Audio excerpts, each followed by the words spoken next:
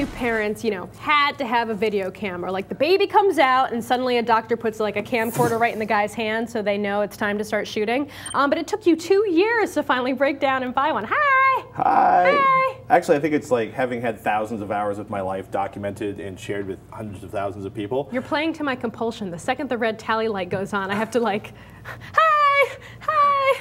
Like I can't help it. Well, I now know another feature to love about Kodak Zi8. It can instantly distract Veronica.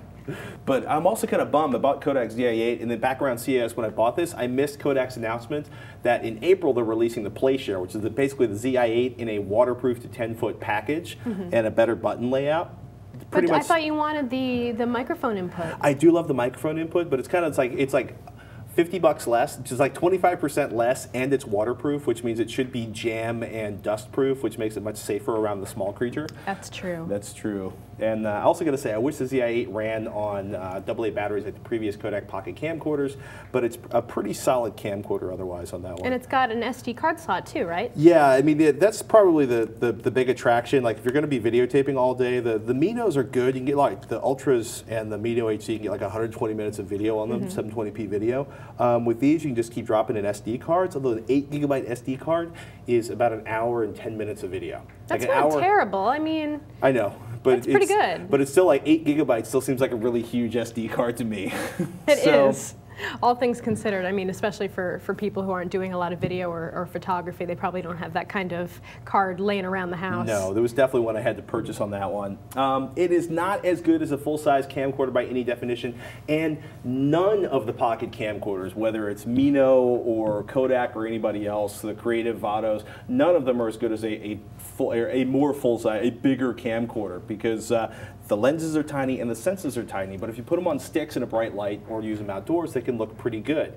This, of course, brings me to tip number 1. I bet you can't guess. Well, judging from my experience with my Flip Mino, I would have to say the digital zoom. Sucks. Sucks. Yeah, rule number 1, forget the zoom on your pocket camcorder. Get closer to your subject. Hi. Or deal with like little tiny soccer players in the middle of the frame, or in my case, you know, I have this picture of these surfers out by Pacifica, and then I hit the zoom. It's like a 4x zoom on this, and digital zoom basically means it blows the pixels up, which means that in this case the pixels, you get blurry and compression artifacts. Yeah. So you have like awesome. It goes from like what are probably surfers on the wave to like little black balls of fuzz. Fantastic. Yeah, on a wave-like shape. So digital zoom sucks. If you until they have optical zoom on camcorders, just don't even bother using the zoom. Just leave it. Okay. Don't touch it. Just enjoy this, and if you want to get closer, walk closer to your subject.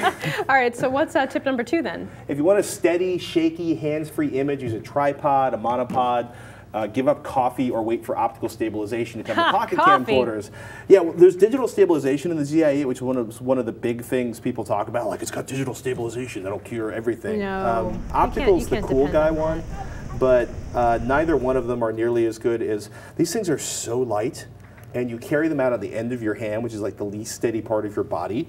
So having some kind of a portable tripod like this or a monopod really helps. Nice. And this basically has a standard, you know, tripod bolt mount on the bottom of it, so you can use any tripod you already have. Monopods are really good too, because then you can get that whole, brace like, them on something. or if you want to like hold it over the crowd. Nice. So how much? What is this one? I haven't seen this tripod before. This is an Ultra Pod. They sell for about $20. It's like it's similar to the Joby Gorilla Pod, where it's a small pocket-sized tripod you can carry anywhere, and they're super cheap. And I have this tucked in my bag, so that if I ever want to record something and not, you know, this also kind of works as a handle for the camcorder. Yeah. But you definitely want to, you know, get your cinema verite on and accept the fact that the camera's going to be a little shaky, or you need to put it on sticks. Exactly. Okay, so what's tip number 3 then? If you're shooting indoors, turn on a lamp or several. Pocket camcorders are making leaps and bounds in performance every year, but they have tiny lenses and tiny sensors. The more light you have in the room, the better they'll work and the better your video will look. All right, do you have a 4th? I do. Practice before the big soccer game or the trip to New York City or the class video project. Read the manual, know the settings, and experiment indoors and outdoors. You'll have have a much better idea of what your camera can do and the things you can actually videotape. You might not think the zoom is as ugly as I do, or you might be shocked to find out you need another lamp or 3 in the living room, and it's better to find out that before you realize you've got a dark, shaky blob that looks kind of like your child opening presents on Xmas morning. Not my story, happened to somebody I know. Where they set up the tripod and the video camera, and they hit play, and they didn't really check it, and then they had like a sort of pajama-ish blob and some bright, colory blobs that were the presents. That makes me kind of sad. It was kind of sad.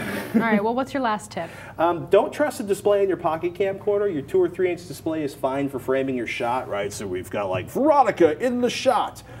But don't be surprised if you get the video home and it doesn't look as crisp or sharp or detailed on your 47-inch 1080p HD TV as it did on that twee little screen. That's why you need to practice, so you basically know what you see here and how it translates into the environment you actually want to watch it on.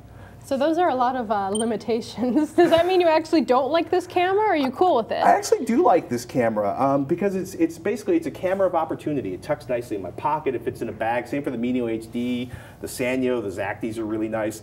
And I'm not ready to upgrade my still camera for one with HD video because I'm kind of waiting for the more pocket-sized cameras to have better HD quality. Basically, I want 720p video in a pocket-sized camcorder that I can put an external mic into because I'm a freak that way.